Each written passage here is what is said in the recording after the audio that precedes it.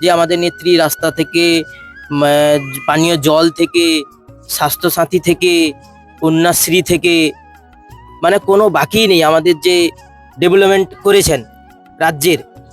আপনার বয়স এখন কত? আমার বয়স 63 বছর। নিশ্চয়ই বার্ধক্য ভাতা পান। হয়নি, 60 বছর বয়সে কাগজ জমা দিয়েছি, 63 বছর হলো পাইনি। হ্যাঁ, সেটাই তো। আচ্ছা, আমাদের পৌরসভাতে বর্তমান এখন রাস্তাঘাট, তার উপরে সব থেকে বড় প্রয়োজন হচ্ছে যে আমাদের এগরা পৌরসভার উপরে একটা কলেজ হওয়া দরকার। সেটা হচ্ছে মেডিকেল কলেজ হোক অথবা ইঞ্জিনিয়ারিং কলেজ হোক, একটা কলেজ হওয়া খুবই প্রয়োজন। কারণ এই ভাতাগুলো হচ্ছে ভোটের আগে ঘুষ দেওয়া, মানুষ ঘুষ দিত লুকিয়ে, এ একদম প্রকাশ্যে ঘুষ দেওয়া। এই ভাতাগুলো যেগুলো দেওয়া হচ্ছে।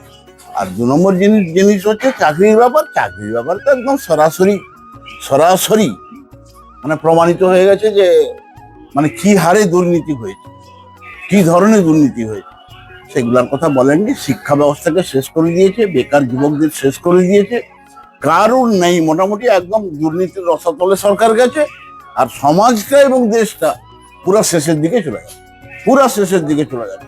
আগামী দিনে যেই সরকার আসুক তাকে 0 থেকে আরম্ভ করতে হবে, বরং মাইনাস থেকে আরম্ভ করবে, নট প্লাস। যে পৌরসভা যেন সুন্দরভাবে থাকে, শহর যেন সুন্দরভাবে থাকে, রাস্তাঘাট যেন ভালো হয়, জলটাও যেন ভালোভাবে পাওয়া যায়, এটাই আমাদের বেশি প্রকল্প। রাস্তাঘাটটা আমাদের খুব প্রয়োজন, কেন আমাদের পৌরসভা হলেও আমাদের গ্রাম অঞ্চল আছে। রাস্তাঘাটটা নিয়ে আমাদের খুব সমস্যায় পড়তে হয় মানুষের। তারপরে দাবি থাকবে চাকরির জন্য, দাবি থাকবে, অনেক বেকার আছে তাদের জন্য দাবি থাকবে।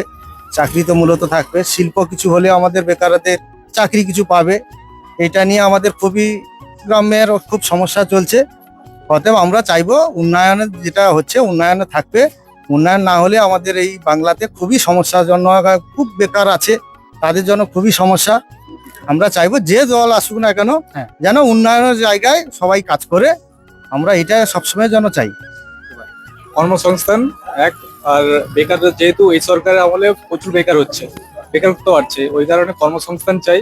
দ্বিতীয়ত কিছু ডেভেলপমেন্ট, রাস্তাঘাট থেকে শুরু করে কিছু বেকার যুবক যুবতী, ওদের কিছু ডেভেলপমেন্ট, ওর কিছুই তো হচ্ছে না, ওর ডেভেলপমেন্ট চাই। এই